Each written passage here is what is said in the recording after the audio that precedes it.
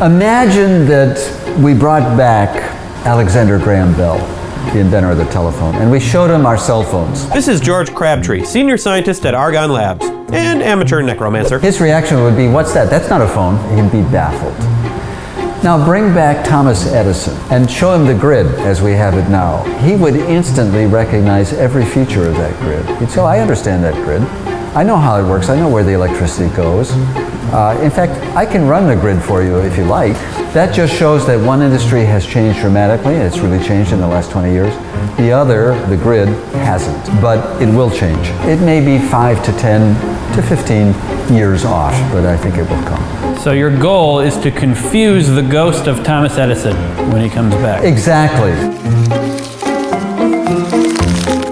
Okay, why are we talking about the ghost of Thomas Edison? Because the electricity grid is in need of a major overhaul. It's inefficient, it's wasteful, and it could just be better, okay? In a lot of ways, the technology of our grid is stuck in the 19th century with good old Thomas Edison. We need to bring it forward into the 21st century, and to do that, we need to leave behind the old grid like we've left behind this guy. For this guy, today we've got smartphones. Tomorrow, give or take a decade, we'll have a smart grid. What you doing? I'm playing Angry Birds. A smart grid will really confuse the hell out of Thomas Edison, right? Right. And Crabtree is spearheading that confusion effort at the Joint Center for Energy Storage Research. Which can be pronounced JCESR. JCESR is a research partnership between various academic and industrial labs and commercial manufacturers with the expressed goal of getting out the next generation of battery technology and increasing our ability to store energy. This is a storage moment. We've suddenly realized, with the new emphasis on climate change, that it's going to be a tough road to eliminate carbon from our economy. We don't have the technology for it. Most of the carbon emitted into our atmosphere comes from transportation and electricity generation. That's because most of our cars run on gasoline and most of our power comes from the burning of fossil fuels. These two together are about 2/3 of the carbon emissions that the United States and every other country emits. So we want to cut down on our carbon emissions, but there's a minor complication. It doesn't matter how many solar panels or windmills we make. We're never going to be able to completely go green until we come up with a revolution in energy storage technology. That might sound like a daunting task, but we've done this before. In 1991, Sony came out with the first lithium-ion battery, and almost every aspect of the way we live today changed because of it. Because of its small size and rechargeability, the lithium-ion battery allowed us to carry around our computers and cell phones wherever we go, allowing us to be connected to instantaneous communication and information at all times. The lithium-ion battery not only revolutionized the kind of technology we could have, it revolutionized the way we interact with each other. What? Did you say something? There's two more revolutions waiting to happen. One is with electric cars. The other one is with the grid. And large high-density batteries like the one JCESR is trying to develop could be the answer.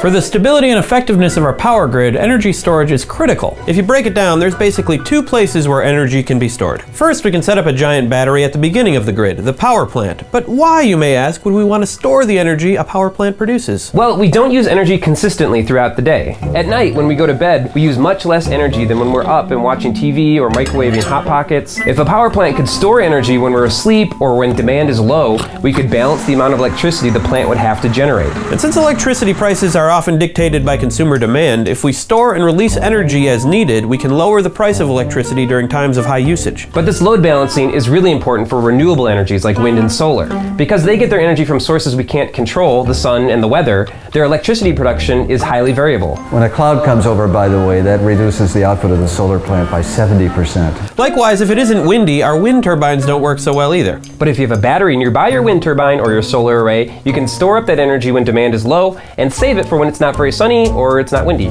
For solar power, this is especially important during sunset, which is the peak demand time. Everybody's home from work, they're turning on lights, turning on television, starting to do things at home. So there's lots of reasons to put storage centrally. There are also lots of reasons to put it, as they say, at the edge of the grid. In other words, in your home. Now this is where the grid can start acting like your phone. And when we start to confuse the out of Thomas Edison. So like old-timey landlines where you can only make or receive calls, our current grid only lets you turn things on or off. And dim, if you're in the mood, and if you have a dimmer switch.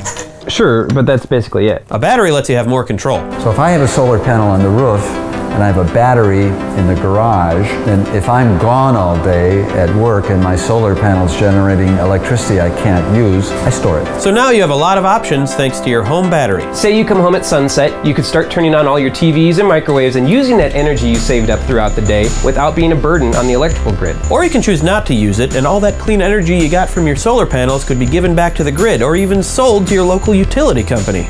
Make a little scratch on the side. Or you could do both. You can customize your energy use by controlling a battery with a computer, or more likely, an app on your phone. Which controls how much energy I get from the sun, how much I put in my battery, and how I use that energy. So all three of those things would be controlled.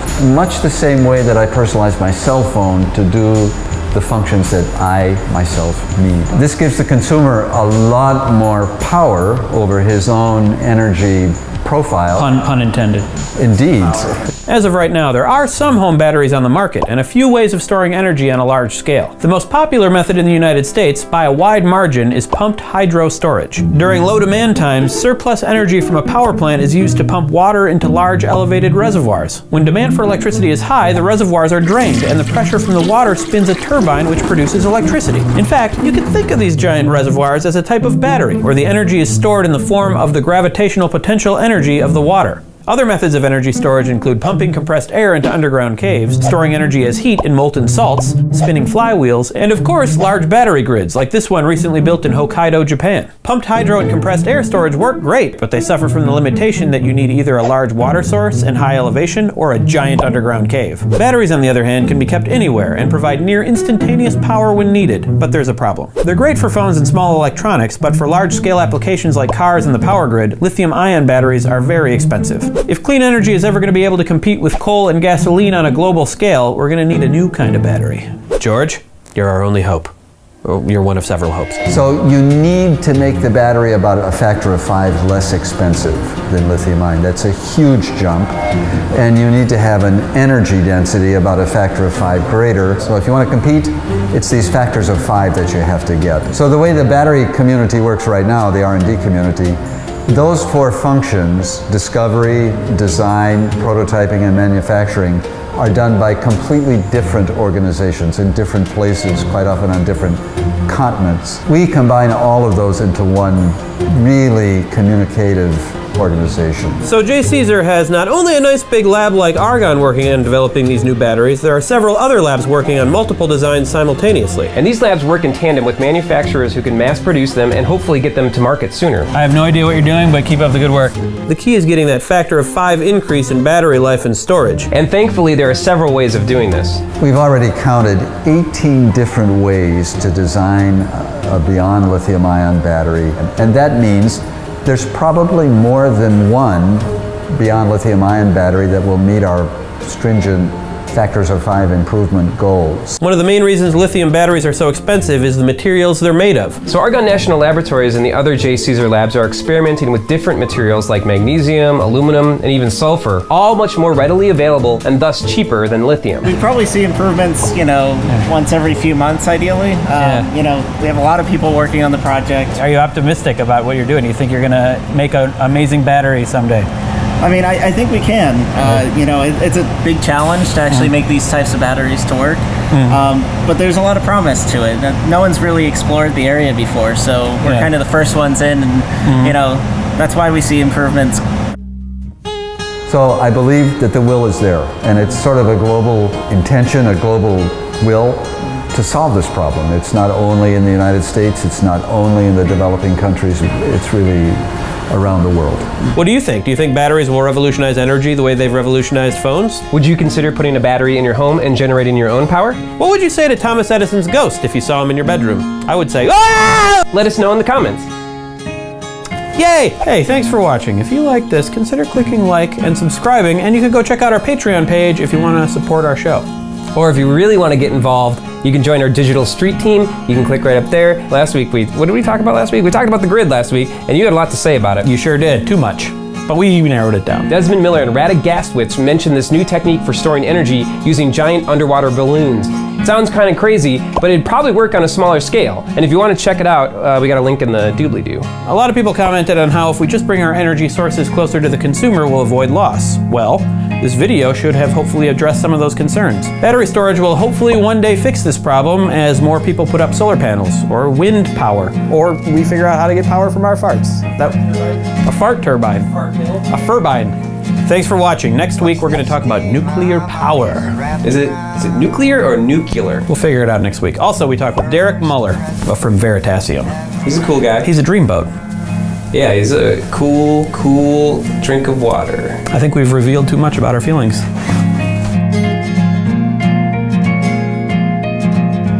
How can you just sit there, full of breath and hope? Yeah, you, Thomas Edison.